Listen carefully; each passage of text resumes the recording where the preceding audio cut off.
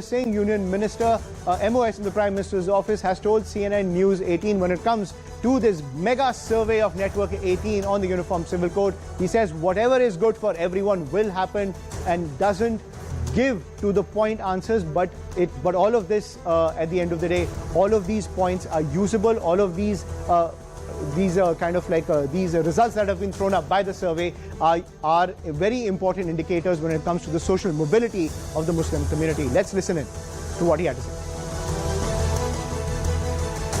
मुझे लगता है कि पिछले 9 वर्षों में जिस प्रकार से मोदी जी ने जितनी भी लोकहित की योजनाएं रही हैं वो प्राथमिकता से महिला केंद्रित रही हैं और युवा केंद्रित, चाहे वो उज्ज्वला है, चाहे वो शौचालय बनाने की योजना थी, युवाओं को लेकर के मुद्रा योजना, और सबसे बड़ी बात है कि स्टार्टअप योजना। आने वाले वक्त में वही होगा जो सबके लिए ठीक होगा।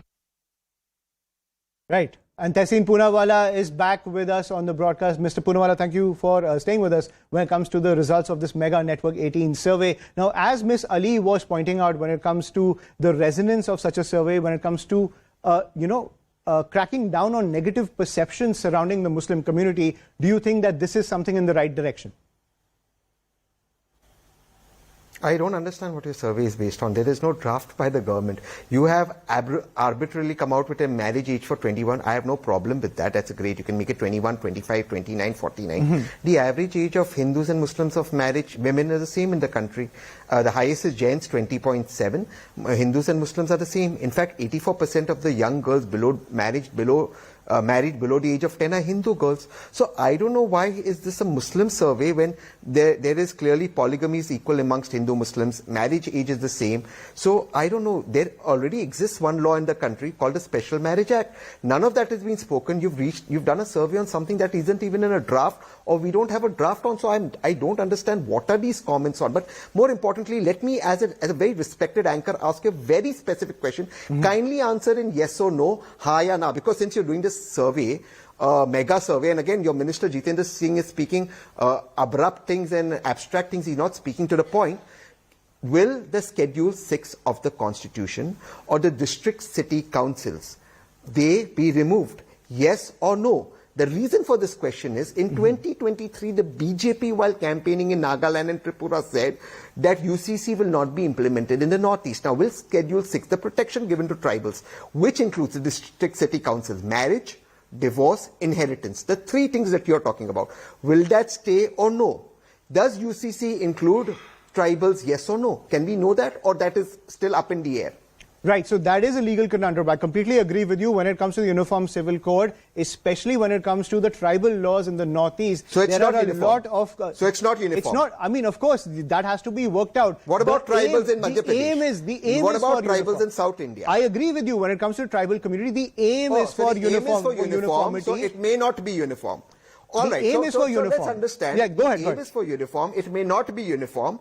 Okay. So let's understand. The aim is for uniform. It may not be uniform. All right. So then why is a survey based on what Muslims are saying? Why didn't you have, for example, why does your survey not have a question on Maitri Karar in Gujarat? Or why is your survey not about the Goa Hindu man who can have a second wife? I am for the UCC. I got married under the Special Marriage Act.